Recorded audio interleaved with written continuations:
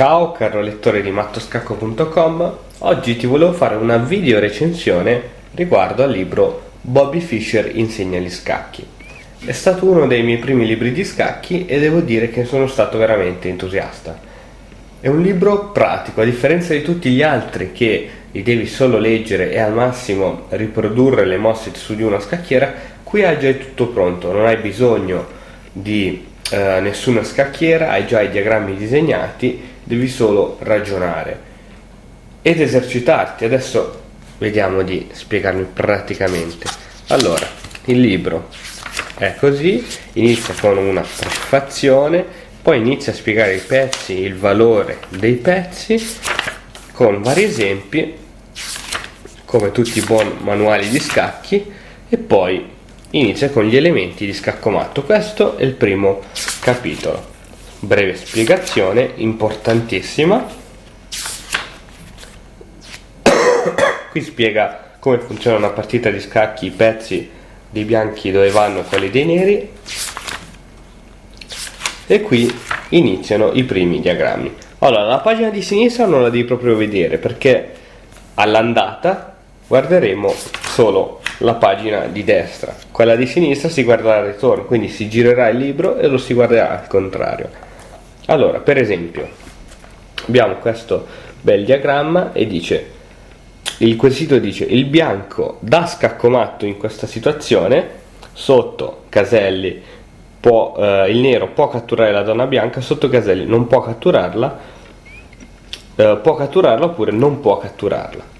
Vedi la soluzione nella pagina dopo, la soluzione in alto, e infatti il nero non può catturare la donna nera. Quindi questi quesiti sono essenziali per il principiante che incomincia a prendere confidenza con i pezzi e non solo. Comincia a vedere quale pezzo può catturare quale pezzo, perché per un principiante è veramente difficile all'inizio capire il sistema del pezzo difeso che non può essere catturato, soprattutto dal re.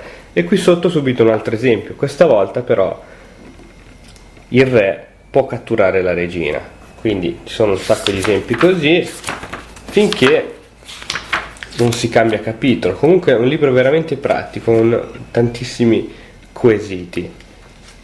Ti consiglio di rifarlo più volte e di scrivere le risposte a matita in modo tale che puoi cancellarle ed eventualmente rifarlo. Sono veramente soddisfatto. Ad esempio qui il quesito è: il bianco può salvarsi giocando re prende torre? Ovviamente il re non può prendere la torre perché è difesa dalla donna. Questi sono quesiti elementari perché siamo al primo capitolo.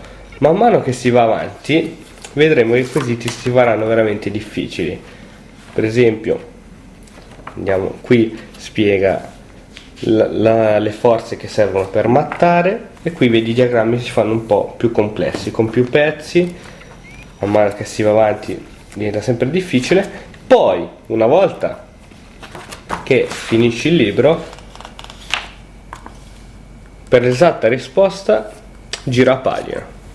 Ok, si gira pagina e si guarderà sempre, anche stavolta, la pagina di destra. Soluzione e quesito, soluzione e quesito, sempre così. E qui qui il quesito era: ora ti verrà chiesto di stabilire se il bianco può dare scaccomatto sull'ottava traversa con una delle combinazioni che hai appreso.